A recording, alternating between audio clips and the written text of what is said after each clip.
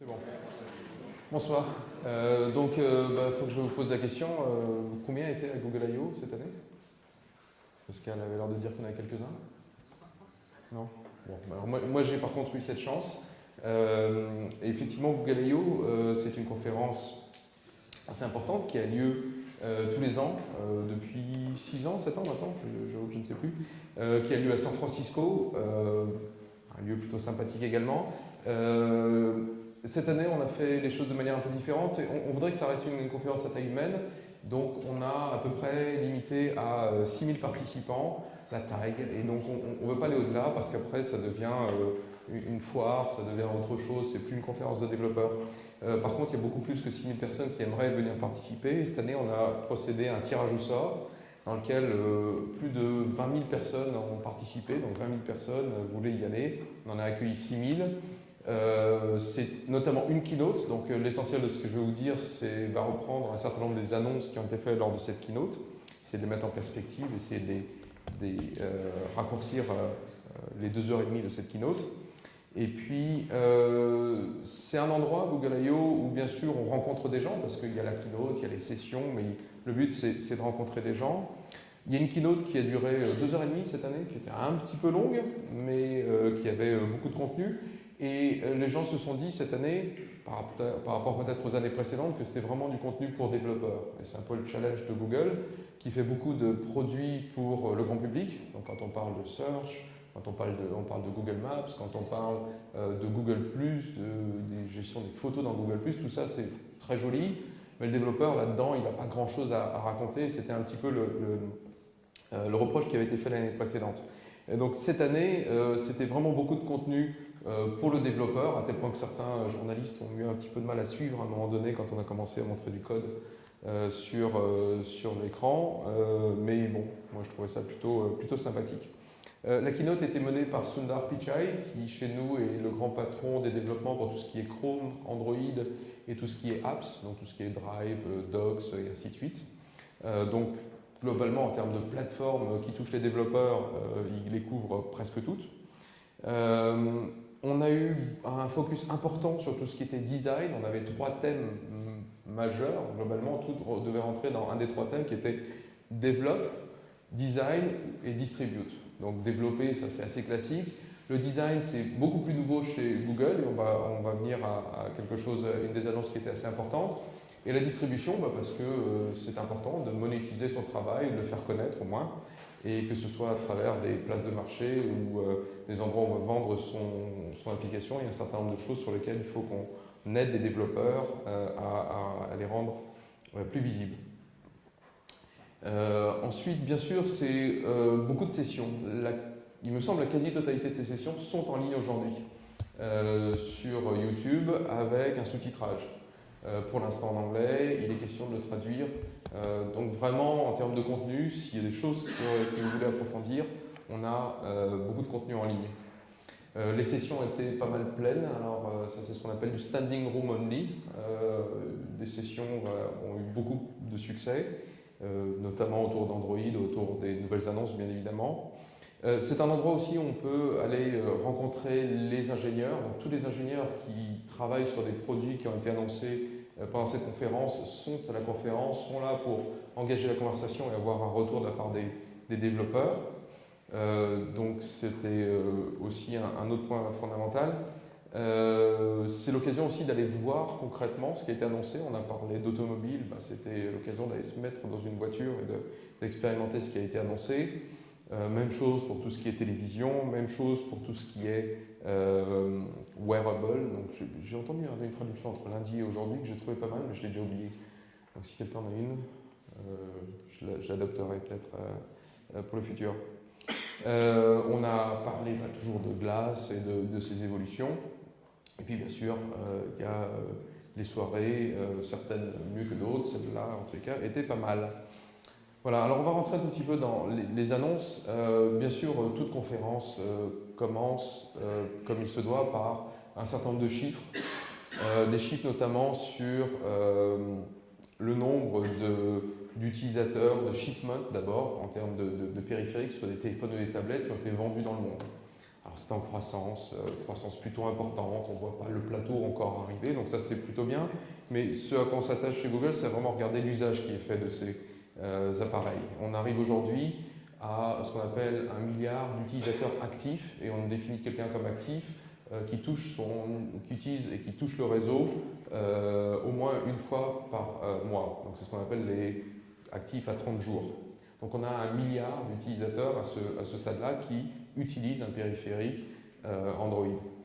Ensuite, ce qui était un challenge initialement pour Google, c'est les tablettes. Les tablettes, historiquement, pesaient assez peu, les tablettes Android par rapport à un marché global. Aujourd'hui, on a des chiffres qui sont bien meilleurs, à 62% du nombre, là aussi, d'appareils qui sont distribués. Plus intéressant, c'est l'usage qui en est fait, et si on prend une application qui est plutôt souvent utilisée sur tablette, à savoir YouTube, on arrive à des utilisations qui sont très importantes, notamment sur Android. Un autre point qui est important, c'est qu'on parle souvent de fragmentation autour d'Android, fragmentation par rapport aux différentes versions d'Android, fragmentation par rapport à la taille de ces périphériques, depuis les petits téléphones jusqu'aux téléphones qui ont des formes, des tailles de tablettes, jusqu'aux grandes tablettes. Et ce qui est important de savoir, alors bien sûr, moi je pense que c'est plutôt du choix qui est proposé à l'utilisateur, mais c'est vrai que pour le développeur, c'est un travail supplémentaire de test, de qualification potentiellement. Ce qui est important, c'est qu'il y a une pièce très importante dans Android, au-dessus d'Android plutôt, qui est fournie par Google, qui s'appelle les Google Play Services. Et donc ça, c'est quelque chose qui regroupe un certain nombre d'API qui permettent de consommer, d'interagir avec les services Google. Donc Google Maps est un très bon exemple. Ces Google Play Services on a une nouvelle version toutes les 6 semaines. Donc il ne s'agit pas d'attendre une nouvelle version d'Android pour avoir une nouvelle version des Play Services. On les a toutes les 6 semaines. Et on peut les avoir sur des versions anciennes d'Android. On va remonter jusqu'à du Android 2.2. Et en regardant bien, on se rend compte que 93% des périphériques Android aujourd'hui sont à jour sur la toute dernière version de Google Play. Et ce qui a été annoncé, c'est qu'il y aurait désormais des mises à jour en termes de sécurité de l'OS à travers Play Services. Donc ça, c'est quelque chose qui est important et qui permet de, on va dire, balancer un petit peu, contrebalancer l'aspect fragmentation avec ce chiffre de 93% d'Android qui sont à jour en termes de Play Services. Autre point important, c'est que vous connaissez certainement la manière dont on peut vendre ces applications sur le Play Store, avec Google qui prend une partie pour les services rendus en termes d'hébergement de cette machine. 5 milliards de dollars depuis un an, entre les deux conférences Google I.O. 2013 et 2014, 5 milliards de dollars ont été payés aux développeurs. Donc ça, c'est une somme importante, mais pour relativiser et pour montrer un petit peu le progrès, c'est 2,5 fois ce qui avait été payé l'année précédente. Donc là aussi, il y a une croissance intéressante. Donc aujourd'hui, on est à 1 milliard d'utilisateurs actifs. Comment est-ce qu'on obtient le 2e milliard et le 3e milliard et les milliards suivants? Bien, entre autres, en adressant les marchés émergents et avec une offre qui s'appelle Android One. Android One, c'est une certification de hardware et de software qui est proposée à des fournisseurs de services dans différents marchés que sont typiquement l'Inde, l'Afrique, le Brésil, pas forcément la Chine pour le moment, où on va proposer une solution où ces gens qui vont vendre ces téléphones vont passer plus de temps à améliorer un système basé sur du Android de base, donc ce que vous connaissez quand vous achetez un téléphone Nexus ou un téléphone qu'on appelle un Google Edition, donc sans surcouche, qui aura des mises à jour régulières à chaque fois qu'il y aura une nouvelle version d'Android. Et on arrive à des solutions où, pour une configuration telle qu'elle est listée ici, avec une dual SIM, qui est une fonctionnalité qui est très demandée dans ces pays-là, une carte SD externe, un écran 4,5 pouces, une radio FM intégrée, ça aussi c'est une fonctionnalité particulière. On a d'excellentes performances, le tout pour un périphérique à moins de 100 $. Et avec une expérience, encore une fois, et une mise à jour en termes de sécurité et de nouvelles fonctionnalités. Donc ça, c'est une nouvelle initiative pour les marchés émergents. Ensuite, on va entrer dans un gros morceau qui est tout ce qui est design. En particulier, quelque chose qu'on appelle le material design. Le material design, c'est la volonté d'appliquer des règles de design à l'ensemble de ce que l'on donne aux développeurs. Alors bien sûr, je vais parler d'Android, mais vous allez voir que ça va au-delà. Et ce sont des principes de design que l'on doit suivre si on veut soi-même faire des animations et construire un design qui nous est propre, mais aussi ceux dont on va hériter si on utilise des composants classiques dans Android, mais également dans le web, on va le voir dans un instant. Donc c'est quelque chose qui va s'appliquer au web, au mobile, au desktop et au-delà. Les guidelines, d'une manière générale, en termes de design, sont maintenant disponibles à travers toutes les technologies Google. Et si vous allez sur google.com/design, vous allez trouver un certain nombre d'informations à ce sujet. Donc pour entrer un peu plus dans le détail, le but de Material Design, c'est d'avoir des transitions, d'avoir des choses qui ont un sens pour l'utilisateur, qui vont l'aider à comprendre l'interface, qui vont l'aider à mieux l'utiliser. Et le but, c'est quand il y a une transition, pour inciter l'utilisateur à avoir une action, eh bien c'est que les choses n'apparaissent pas comme par magie, qu'il y ait une transition, qu'il y ait des translations, et que l'on ait bien sûr des déplacements en XY, mais on ait également une profondeur qui puisse apparaître et être utilisée le temps d'une transition, comme vous pouvez le voir ici. L'autre exemple qui est ici, qui est une réécriture de Calendar, c'est, vous voyez ces transitions, vous voyez comment on va passer d'un mois à un autre, comment on va travailler sur une journée particulière, et à chaque fois on a cette notion de transition où on voit de manière assez naturelle ce sur quoi l'utilisateur va se focaliser et travailler. Si on applique ça à Android, on a une animation ici qui nous permet de voir ce qui se passe quand on passe d'une partie d'une fiche de contact à une autre, comment la photo disparaît, comment le nom devient plus petit et comment tout ceci est assez fluide tout en étant espacé. Et là, il y a des exemples et des sessions qui ont été faites sur comment une interface a été redesignée pour utiliser donc, ce principe de material design. Un autre type d'interface extrêmement courant que sont les cartes, donc les cartes Google Now, typiquement, ce que l'on va retrouver dans un certain nombre de périphériques, notamment tout ce qui est wearable et les montres. Là aussi, on applique ces mêmes principes où on a des transitions, où on a de l'aide qui est fournie à l'utilisateur sur ce qui est en train de se passer et quelle est l'interaction que la personne vient d'avoir et quel est l'effet de cette interaction. Donc, comme je disais, bien sûr, c'est Android, on en a beaucoup parlé, et c'est disponible dès aujourd'hui en preview, mais c'est également quelque chose qui s'applique au web, et notamment, vous le verrez un petit peu plus tard, à travers un modèle de composant construit au-dessus de la spec Web Component. Et vous verrez également que c'est quelque chose qui est disponible dès aujourd'hui sur tout ce qui est wearable, et notamment sur les montres Android Wear. Encore une fois, google.com/design. Au passage, il y a une police de caractère qui s'appelle Roboto, qui est très utilisée dans le monde Android, qui a été réécrite, qui a été améliorée, là aussi pour supporter un maximum d'écrans, non pas seulement les écrans de type mobile, mais le web et plus encore.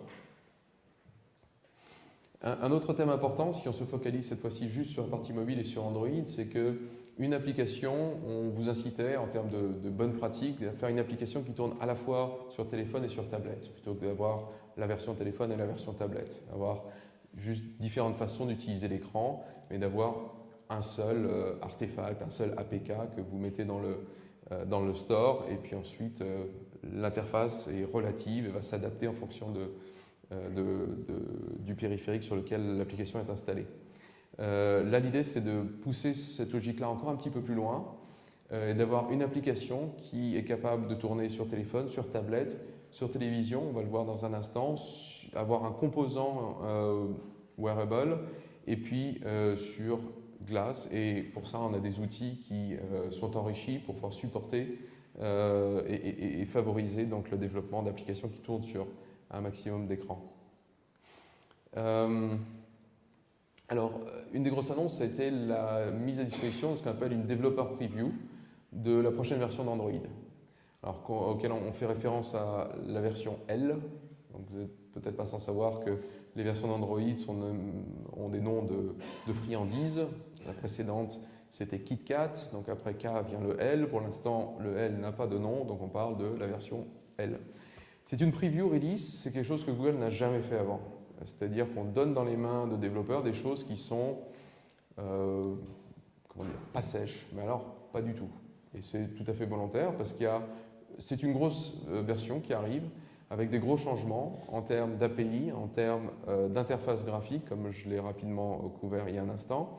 Et donc, on veut véritablement être capable de partager avec les développeurs qui sont à même de souffrir un peu avec une version qui n'est pas sèche, contrairement à des utilisateurs finaux, partager avec ces développeurs les nouvelles fonctionnalités qui vont arriver probablement d'ici la fin de cette année 2014. Alors, dans cette version, bien sûr, on a implémenté tout ce qui était material design. On a commencé à le faire. On peut le voir un petit peu dans différentes applications et globalement dans l'interface. Mais il y a d'autres changements un peu plus profonds, notamment le fait qu'on va avoir une interface globale au niveau du système qui est orientée non pas application, mais qui est orientée document. Et donc, pour vous illustrer ça, quand vous allez chercher l'historique des applications, les différents onglets de votre navigateur sont autant de cartes qui vont apparaître dans l'historique. Si vous travaillez sur différents documents dans Drive, par exemple, c'est autant d'onglets qui vont apparaître. Donc, on va avoir un mélange entre différentes pages web, différentes applications, toutes vont être mises au même niveau. La performance dans L, c'est un autre gros pan. Bien sûr, il y a l'aspect design. L'aspect performance est très important. Et il y a 3 piliers fondamentaux pour l'aspect performance. Le premier, c'est qu'il y a un nouveau runtime. Et ce nouveau runtime, il s'appelle Art. Art, qui signifie Android Runtime, rien de plus. C'est non seulement un nouveau runtime, alors pour ceux qui suivaient dans la précédente version, dans KitKat, c'était une option, dans les options de développeurs, on pouvait aller remplacer Dalvik, donc la machine virtuelle historique, par Art, et c'était une fonction de développement. On va non seulement définir Art comme le nouveau moteur, mais l'unique moteur. Donc Dalvik disparaît complètement de cette version L. Je reviendrai sur Art dans un instant, mais la performance, vraiment, c'est l'objectif principal à travers un meilleur garbage collecting, à travers meilleur usage mémoire, à travers meilleur temps de démarrage. C'est vraiment un point très important. Une grosse emphase qui est mise sur tous les aspects graphiques, que ce soit l'intégration de versions récentes d'OpenGL, de travail étroit avec les fournisseurs de GPU.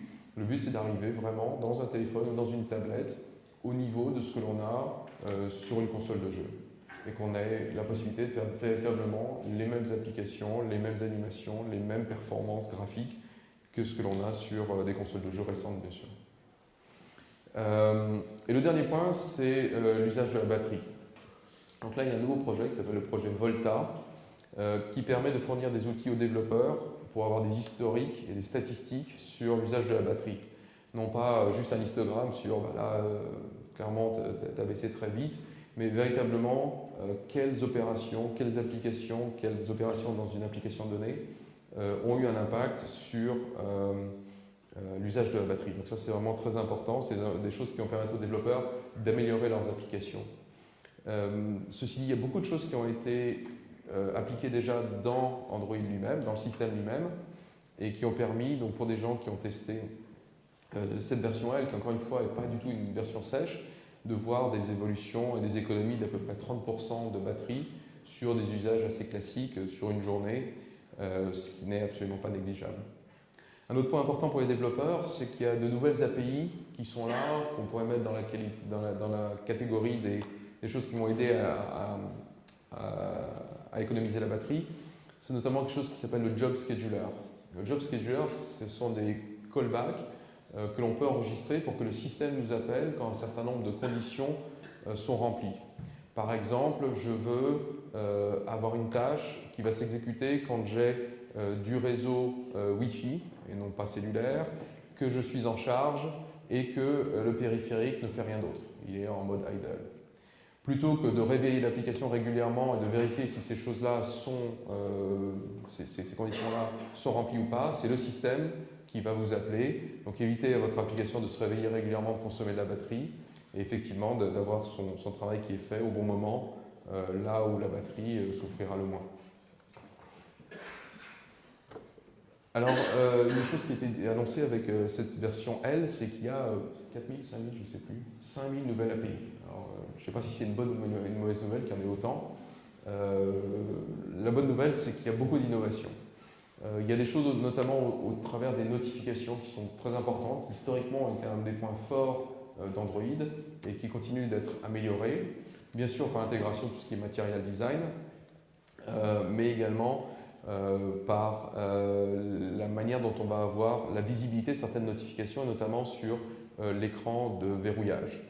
Alors, on va pouvoir définir des notifications avec différents niveaux de visibilité et donner à l'utilisateur la possibilité de valider ou non ce qui doit être et pouvoir apparaître sur l'écran verrouillé. Donc, on peut peut-être, si on veut avoir la météo, si on veut avoir des notifications qui ne prêtent absolument pas à conséquence d'un point de vue confidentialité, les voir apparaître sur l'écran verrouillé. D'autres, comme des SMS par exemple, que l'on va vouloir ne pas voir apparaître ou pas dans leur intégralité. Donc là, on va avoir une série d'API qui va permettre de gérer ça.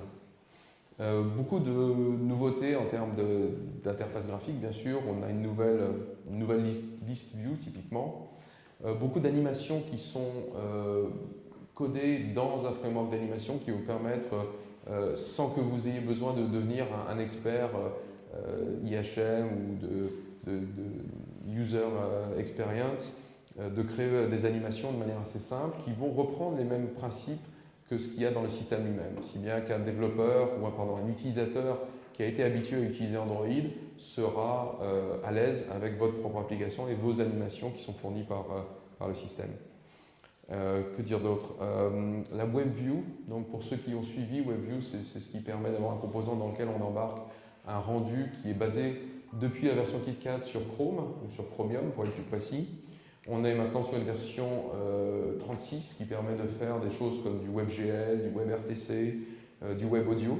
Donc on a beaucoup de nouvelles technologies qualifiées d'HTML5 qui sont susceptibles d'être utilisées dans la WebView d'Android. Nouvelle fonctionnalité également autour de Bluetooth Low Energy qui existe depuis 4.3 et qui est améliorée régulièrement. Et enfin, toute une série de nouvelles fonctionnalités qui sont dédiées à l'entreprise. Donc ça fait l'objet d'un travail collaboratif avec Samsung, avec son projet Knox, où on va être capable d'avoir différents profils.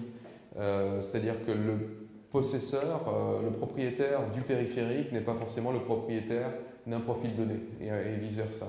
Et donc d'être capable d'avoir la ségrégation de données entre les données qui sont d'ordre privé et des données qui sont plutôt de type entreprise. Et on a une nouvelle API qui s'appelle le Device Policy Manager qui va vous permettre d'implémenter et d'interagir avec vos applications, avec ces différents systèmes. Le but étant bien sûr de favoriser l'intégration de périphériques de type Android dans le monde de l'entreprise et tout ce mouvement de Bring Your Own Device, être capable de l'intégrer et de satisfaire des besoins de sécurité qui sont fournis qui sont exigés par les entreprises.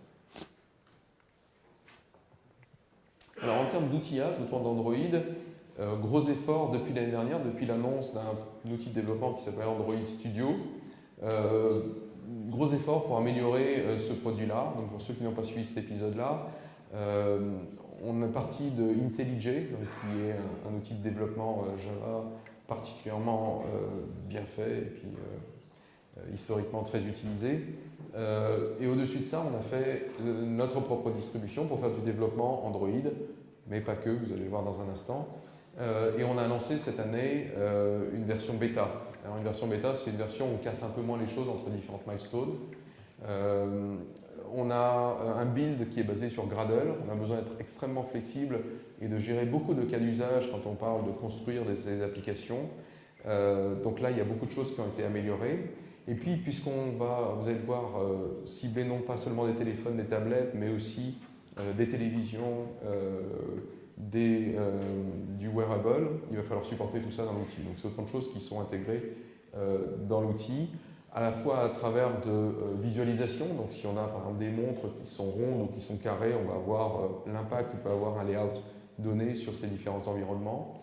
Que l'on soit, et c'est ce qui est présenté en bas à droite, sur un environnement à gauche qui est de type Android L, avec du Material Design, ou sur du Holo, qui est l'ancien look and feel, on va être capable de voir à quoi va ressembler son application en parallèle directement et être capable de faire des mises à jour à la volée. Donc ça, ce sont les choses importantes. Plus généralement, quand on développe des applications Android, on veut faire une version de debug et une version de type release. On veut peut-être aussi faire une version payante et une version gratuite qu'on va mettre sur le store. On veut peut-être aussi, si on a du code natif, avoir plusieurs cibles qui seraient historiquement, c'était presque que du ARM. De plus en plus, on voit les architectures Intel arriver, il y en a d'autres aussi. Donc on peut avoir plusieurs APK directement qui peuvent être produits par un build de données. Donc c'est ce qu'on appelle des variantes. C'est autant de choses qui sont supportées désormais par cet outil, donc Android Studio. On a également, et c'est pour ça que je disais que c'est pour développer de l'Android, mais pas que, une intégration de services cloud. Donc j'y viendrai rapidement, mais Google a une plateforme cloud qui permet, par exemple, de publier des services en mode REST et de consommer et d'héberger chez Google la logique côté serveur.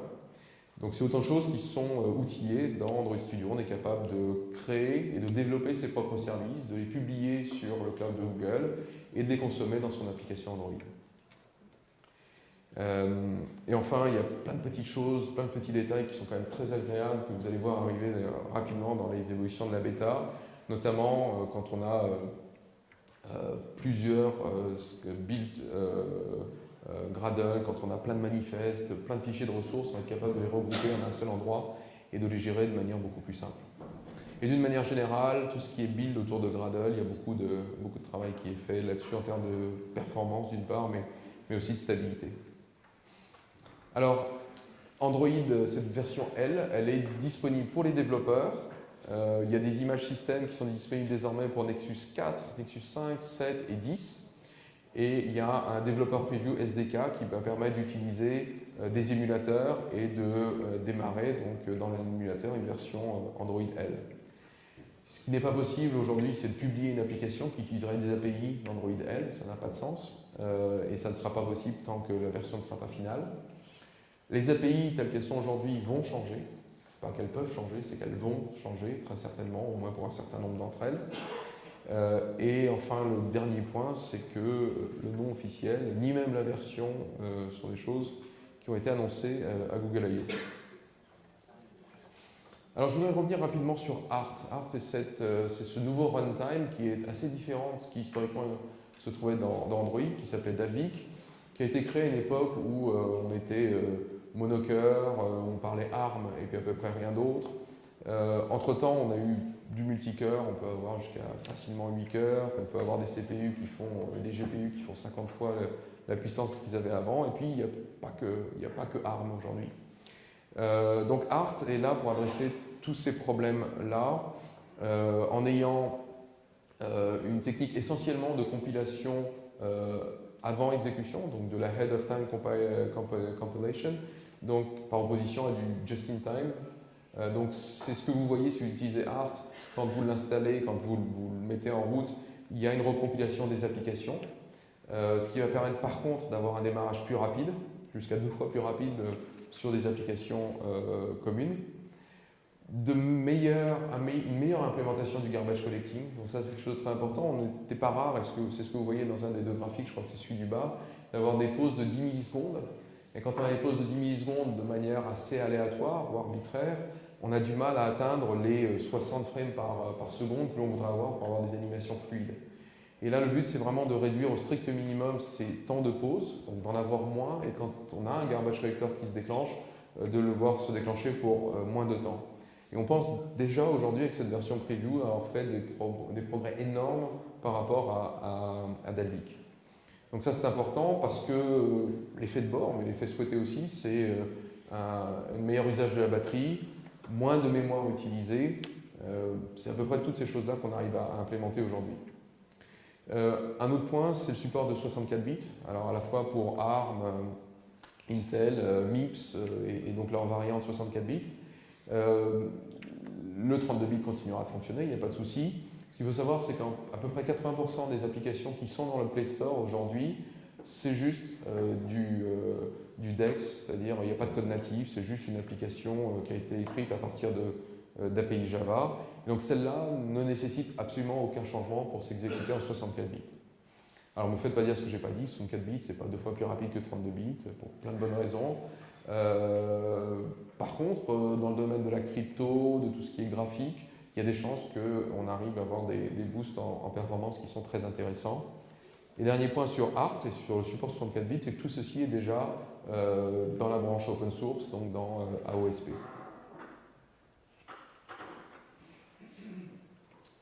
Alors, on a annoncé également quelque chose qui s'appelle Android Wear. Android Wear, c'est étendre les API d'Android pour ce qu'on appelle les wearables, avec comme premier cible les montres.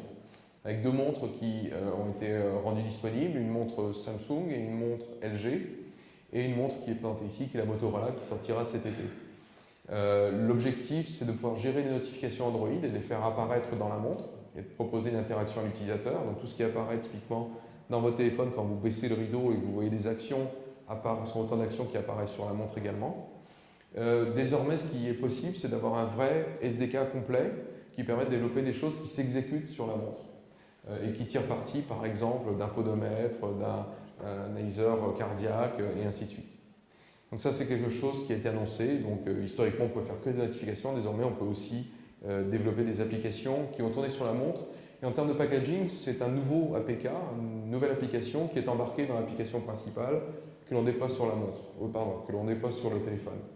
Donc vous allez typiquement, il y a un seul Play Store, c'est celui que vous connaissez pour aller chercher vos applications. Certaines applications vont avoir une composante Android Wear. Vous allez télécharger ça sur votre téléphone, sur votre tablette, et automatiquement, s'il y a une montre qui est appairée à votre téléphone ou votre tablette, sa composante montre va être transférée vers la montre et va s'y exécuter de manière contextuelle, c'est-à-dire qu'il n'y a pas de moyen, il n'y a pas de menu, il n'y a pas de bouton, il n'y a pas d'icône pour démarrer quelque chose. C'est des choses qui doivent arriver spontanément à un moment donné, soit par rapport à une action sur le téléphone, soit par rapport à un temps dans la journée, une location, un endroit où on se trouve, et ainsi de suite. Alors pour info, les montres LG et Samsung sont disponibles en vente en France aujourd'hui. Elles coûtent 199 € et elles sont livrées dans les jours qui viennent. Autre petite annonce, c'est quelque chose qui s'appelle Google Fit. Aujourd'hui, quand vous collectez des données de type nombre de pas marchés dans la journée, nombre d'escaliers montés, toutes ces choses-là, vous le faites avec différents devices et chacune est un silo et chacun vous propose son propre silo de données. Et si vous voulez réconcilier les données qui sont fournies par un podomètre, votre téléphone et votre analyseur de sommeil, c'est quelque chose qui fait peut-être l'objet de partenariats entre certains de ces fournisseurs, mais en aucun cas vous avez la possibilité de croiser ces données parce qu'elles sont rarement accessibles. Donc là, c'est donner à l'utilisateur la possibilité d'avoir un réceptacle commun pour toutes les applications qui utiliseraient cette API qui s'appelle Google Fit. Il y a 14 partenaires aujourd'hui, dont Adidas, Nike, Polar, Runtastic, le français WeThings, Runkeeper, il m'en manque, mais on a 14 partenaires qui vont écrire des applications, qui vont proposer donc d'utiliser cette API et donc d'avoir une vision globale pour un utilisateur donné. Il y a un SDK qui arrive pour Google Fit. Tous ces partenaires ont eu un accès privilégié à ce SDK. Le SDK arrive pour tout le monde avant la fin du mois, on va dire. Alors, on va peut-être passer ça rapidement. Pour ceux qui connaissent le développement Android, je l'ai déjà mentionné, il y a Android Play Services, ce fameux truc qui est mis à jour toutes les 6 semaines et qui arrive avec de nouvelles fonctionnalités, qui a plein de nouvelles choses dans sa version 5.0, notamment le support de tout ce qui est Android Wear, mais il y a plein d'autres choses également. Un mot sur Chromecast. Est-ce qu'il y a des gens qui ont une Chromecast ici? Quelques-uns. Donc la Chromecast aujourd'hui, Chromecast c'est le périphérique lui-même qui permet de piloter ce dongle qu'on branche sur une télé depuis son téléphone ou sa tablette. La technologie derrière s'appelle Google Cast.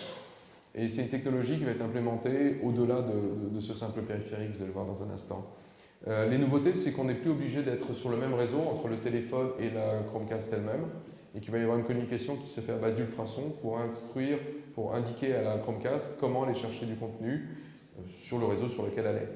Donc que ce soit chez vous, ou dans un hôtel, ou chez des amis, ça va être probablement beaucoup plus facile de mettre ça en œuvre. Ou des amis viennent chez vous, veulent mettre du contenu à l'écran, vous êtes obligé de leur donner votre mot de passe. C'est pas que vous ne leur faites pas confiance, c'est juste que votre mot de passe est super long et super pas pratique à rentrer dans un périphérique. Donc ça, c'est la première chose. La deuxième chose, c'est que désormais, depuis un périphérique Android, on va pouvoir faire du mirroring de tout ce qu'on voit à l'écran sur votre Chromecast. Donc ça, c'est une petite fonctionnalité qui est plutôt sympathique. Donc tout ce que vous avez en local, vous allez pouvoir le voir, vidéo, images, son compris. Et enfin, un dernier petit point qui est sympathique, c'est que quand vous n'utilisez pas votre Chromecast, vous avez des belles photos normalement.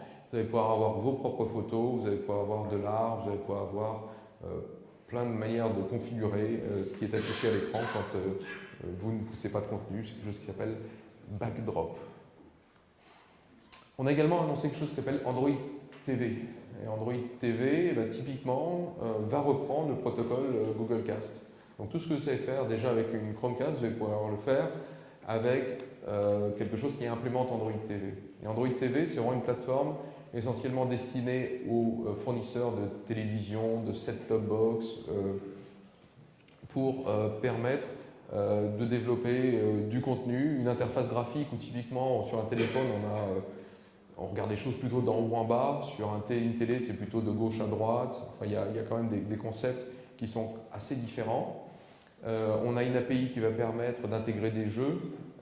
C'est quelque chose qui a été mis à disposition des développeurs à travers ce qu'on appelle un design de référence. Donc il y a un boîtier qui a été distribué aux participants de Google I.O. qui va permettre de tester tout ça. Les premiers produits arrivent fin 2014 et en France on a deux partenaires que sont Bouygues Télécom et SFR. Google Auto. Google Auto, autre grosse annonce, Android Auto. Android Auto, c'est la suite de quelque chose qui a été annoncé au tout début d'année, qui s'appelle l'Open Automotive Alliance, OAA, qui a aujourd'hui 40 partenaires, dont je crois 25 constructeurs automobiles et dont Renault en France. Le but, c'est vraiment d'étendre la plateforme Android à la voiture et d'avoir 3 cas d'usage qui sont adressés. Le premier, c'est la navigation. Le deuxième, c'est tout ce qui est communication et l'utilisation du téléphone. Et le dernier, c'est tout ce qui est musique. Tout ceci de manière personnelle avec tout ce qu'on a pu configurer sur son téléphone. L'essentiel, tout en fait, s'exécute sur le téléphone. Le téléphone ou la tablette est le hub sur lequel tout va s'exécuter. Le travail va être de proposer une interface avec ce qu'il y a comme équipement dans la voiture, notamment pour pouvoir piloter ce qui se trouve sur le téléphone ou sur la tablette.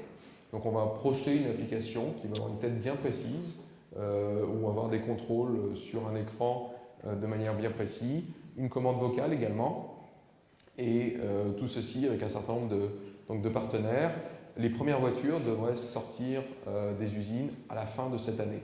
Là où historiquement, je pense que votre expérience est à peu près la même que la mienne, les interfaces graphiques dans les voitures, c'est quand même pas terrible. Les constructeurs ont été obligés de s'y mettre parce que c'était demandé par leurs utilisateurs, mais c'est quand même pas trop leur métier. Et surtout, quand on a une voiture toute neuve, c'est une interface graphique qui a été pensée et conçue des années auparavant. Là, on va être capable d'avoir une innovation qui va avoir un rythme beaucoup plus soutenu. En termes de développement, il y a un SDK qui va sortir là aussi dans très peu de temps. Par contre, il va falloir faire attention, vous ne pourrez pas faire n'importe quoi dans le développement. Notamment, vous serez contraint par des règles de sécurité en termes de ce que vous pouvez afficher à l'écran. Et où vous pouvez afficher ces choses à l'écran. Alors, plein de devices. C'est super les téléphones, les tablettes, les voitures, tout ça, mais à un moment donné, il faut des services. Il faut consommer des données, en produire et les stocker quelque part. On ne va pas les garder typiquement dans sa poche ou dans sa voiture. Donc Google propose une plateforme qu'on appelle la Google Cloud Platform qui permet d'héberger ses propres applications, soit en mode traditionnel, on va dire, infrastructure as a service, j'ai une machine virtuelle, je déploie toute ma infrastructure dessus et je la gère. La bonne nouvelle, c'est que vous êtes sur le réseau Google, vous avez des machines en claquant des doigts et en payant la facture derrière, mais elle est globalement pas très élevée. Soit une approche plus haut niveau, de type plateforme de service, on va développer l'application, on va juste la donner à Google, et Google va s'occuper notamment de tout ce qui est scalabilité et gérer tout ça pour vous. Il y a plein de nouvelles fonctionnalités qui ont été annoncées pour le développeur. Du debug sur une version de production, du tracing de performance, donc de l'analyse de performance, même chose sur la production, sans impact en termes de performance. Du monitoring global d'application, autant de choses qui vont vous permettre d'avoir des outils intégrés pour voir comment se comporte votre service. Un autre point, et là ça va raccrocher les wagons par rapport à Android, c'est la possibilité dans une application Android d'utiliser quelque chose qui s'appelle Cloud Save. Et être capable de dire, cette entité, cet objet, je veux le sauvegarder. Et pas en local, je veux le sauvegarder dans le cloud.